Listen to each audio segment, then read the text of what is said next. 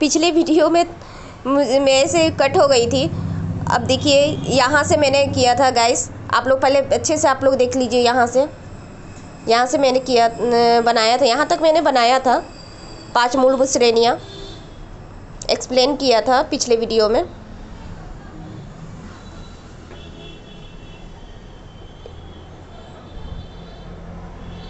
देखिए डीडीसी हो गया, डीवी डेसिमल क्लासिफिकेशन, जो 1876 में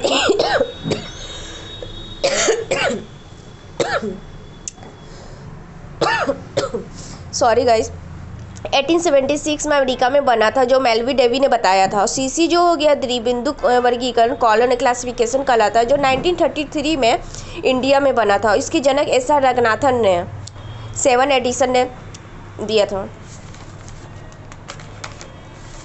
अब देखिए ये हो गया तुम्हारा, हो गया लाइब्रेरी कैटलॉगिंग हो गया।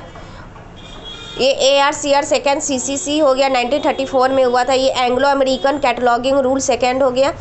और इधर डॉक्टर SR रंगनाथन ने क्लासिफाइड किए थे इसको, ऐसे ये CCC को।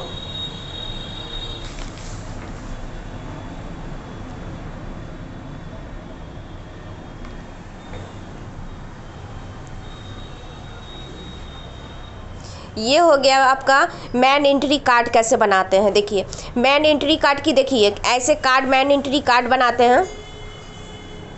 जैसे आप लाइब्रेरी में जाओगे तो पहले कार्ड दिए जाती थी पहले, तो वो कार्ड किस तरह बनाई जाती थी, कार्ड दी जाती थी लाइब्रेरी में। आप जाओगे कार्ड पहले दी जाएगी, तो वो कार्ड की लंबाई चौड़ाई देखिए कैसे कैसे बनती है। इसकी चौड़ाई हो गया 12.5 सेंटीमीटर, 5 इंच है ये।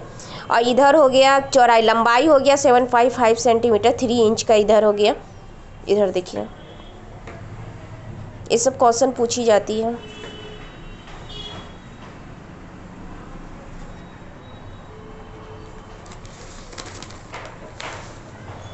ये कॉल नंबर सेक्शन हो गया, इधर एसेसन नंबर इधर लिखते हैं। फिर उसके बाद हेडिंग सेक्शन यहाँ से, फिर टाइटल सेक्शन हो गया। देखिए इधर नोट सेक्शन हो गया, इधर ऐसे करके लिखते हैं। ये सब इसका स्पेशल मैं वीडियो बनाऊंगी बाद में, ये सब का प्रैक्टिकल का मैं वीडियो बनाऊंगी। देखो अभी पीमेस्ट से उसी का प्रैक्टिकल बना है। जैसे न्यूज़पेपर सिलेक्शन और यूनिवर्सिटी लाइब्रेरी, तो न्यूज़पेपर क्या मैटर हो गया, सिलेक्शन हो गया, क्या है एनर्जी हो गया, यूनिवर्सिटी कौन है प्लेस हो गया। तो इस सब का सब नंबरिंग उस सब प्रैक्टिकल बुक में, क्लासिफिकेशन वाला बुक में उसका सारा नंबरिंग खोज के सारा प्रैक्टिकल बनाना होगा।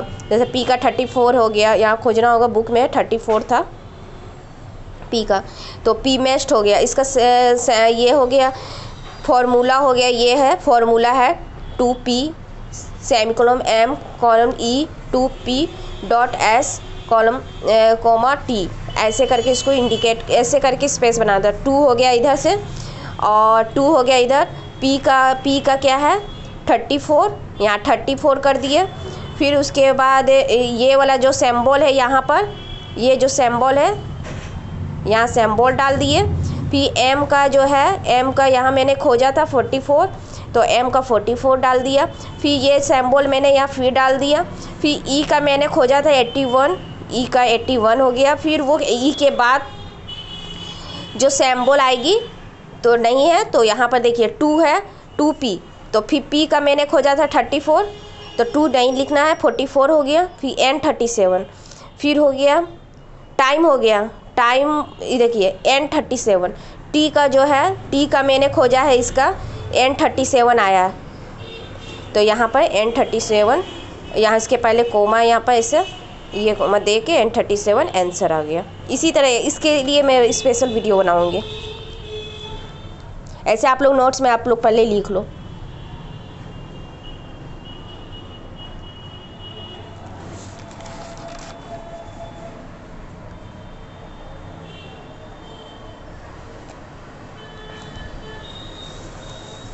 Newspaper in college, library in Delhi in 1864, public library. फिर लाइब्रेरी क्लासिफिकेशन इधर से हो गया, मैथमेटिक्स मैन क्लास बी हो गया, मैन क्लास एक्सप्लेन किया मैंने।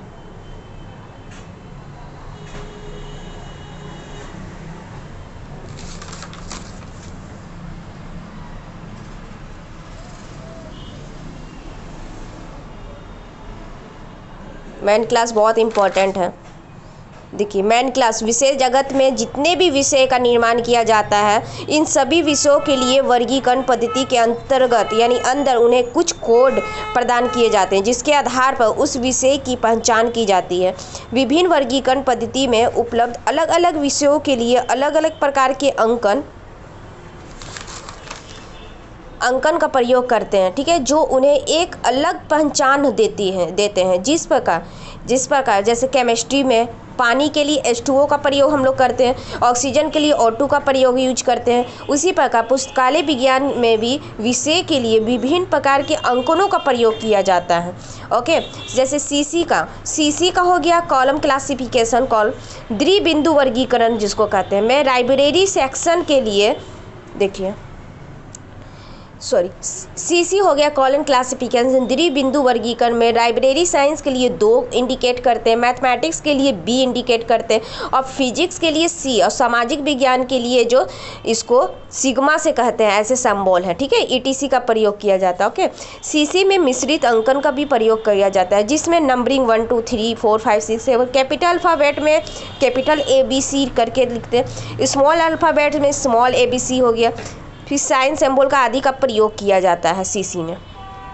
ओके, एग्जाम्पल के लिए जैसे DDC में विभिन्न विषयों में के लिए जैसे DDC में विभिन्न विषयों के लिए शुद्ध अंकन का प्रयोग किया जाता है। प्रत्येक विषय के लिए कोड के रूप में नंबर डिजिट का प्रयोग किया जाता है। जैसे हो गया फिलोसफी दर्शन शास्त्र जो है जैसे 100 हो गया, सोशल साइंस 300, साइंस हो गया 500, टेक्नोलॉजी हो गया 600। ये सब नंबर जो डिजिट के माध्यम से ये सब लिखते हैं हम लोग।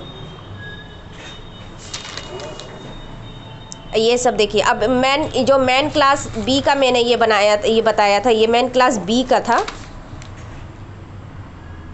अब इसका मैं प्रैक्टिकल है ये।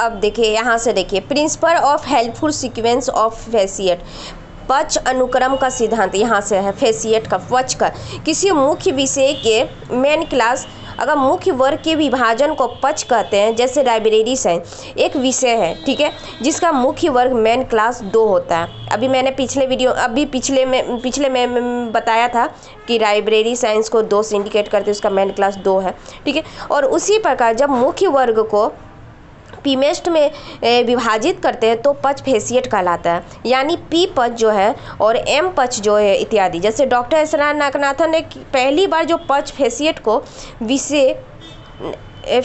1944 ईस्वी में प्रयोग किया और मुख्य वर्गों को इन पक्षों के आधार पर विभाजित किया। ओके, आइसोलेट, अब देखिए आइसोलेट क्या है, आइसोलेट एकल उसको कहलाता है। ओके, किसी विषय के मुख्य वर्ग जैसे मेन क्लास जो है उसके विभाजन में पक्षों के अंतर्गत विभिन्न एकलो आइसोलेट का प्रयोग किया जाता है। ओके, जो इन पक्षों को कई भागों में हम लोग बांटते हैं। जैसे लाइब्रेरी साइंस में पी पच के अंतर्गत एकल कौन कौन सा आता है, 1 2 3 4 5 6 etc।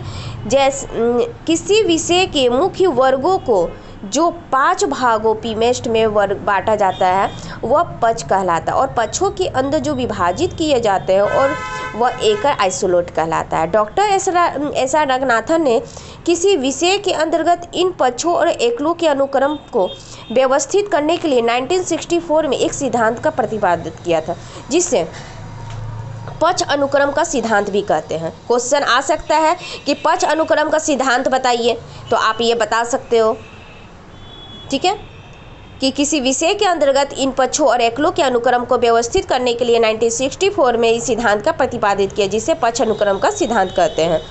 ठीक है, आप ये भी फिर कर सकते हो, उसको अच्छे से आइसोलेट को कर सकते हो, आइसोलेट हो गया, पच हो गया, इस सबको एक्सप्लेन कर सकते हो। ठीक है। और डॉक्टर एस रंगनाथन ने किसी विषय को वर्गांक या कॉल नंबर, वर्गांक को कहते हैं कॉल नंबर, जब निर्माण के समय इन्हीं 5 मूलभूत श्रेणियों को अनुक्रमबद्ध यानी सीक्वेंस में करके जोड़ना सिखाया है। कैसे कैसे जोड़ के सिखाया है। अब क्या है, ये तो मैंने बताया। देखिए आप यहाँ से अच्छे से लिख लो, पहले आ रही है,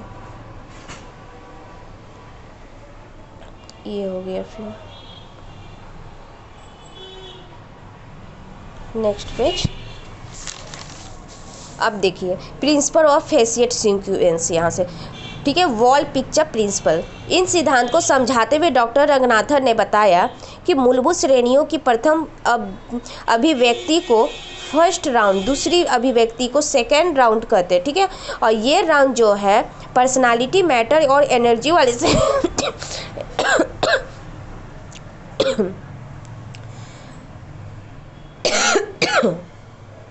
सॉरी, श्रेणी में आते हैं।